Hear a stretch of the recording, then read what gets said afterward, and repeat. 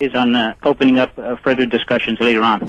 Let's concentrate for a moment on the EU summit, Louis. Of course, 10 new countries due to be admitted next year, generally Eastern European countries and former satellite states of the Soviet bloc. Are all the existing EU members happy about this? As far as they're concerned, and as far as the announcements that were made and the press conference that were held today, they all seemed positive about this.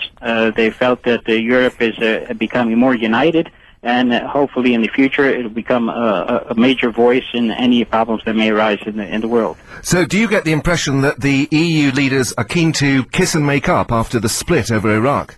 I would think so, because they're meeting, the foreign ministers were meeting between France and Britain earlier today. There was an atmosphere which felt that something is being done to alleviate the problem between their various sides, the pro-war and the anti-war.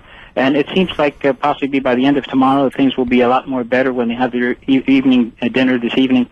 They will talk about, again, the leaders and the representatives. And it looks like maybe tomorrow there'll be a lot more closer relations between France and Britain and Germany and the rest of the countries. But wouldn't you be surprised if they were able to mend those fences in a couple of days in Athens? I mean, I've covered a few European summits in my time, and the joint statement that's drawn up at the end of them, well, it tends to be written by civil servants virtually before the leaders arrive. It's full of rhetoric about a united Europe and a common foreign policy and so on, but both the unity and the commonality were blown out of the water by the events that led up to the war against Iraq. Exactly. Maybe it was just the beautiful sunshine that we had today here in Athens, and the atmosphere was so nice, and even the signing, the accession acts which were signed by the 10 countries a little earlier was under the Acropolis. Everything was, the atmosphere was such a way where really someone couldn't really disagree with anything.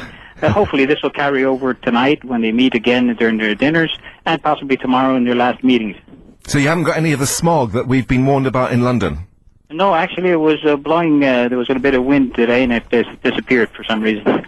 Excellent. Okay, well, carry on enjoying the good weather and a happier mood among the EU leaders. That was Louis Economopoulos. Difficult to say that, but I think I got it nearer that time, joining us from GRN, and he's the LBC correspondent for the two-day summit in Athens. Do you know, apparently more of us than ever are fleeing London, just trying to get out of the rat race, and this is all according to a new report, whether it's taking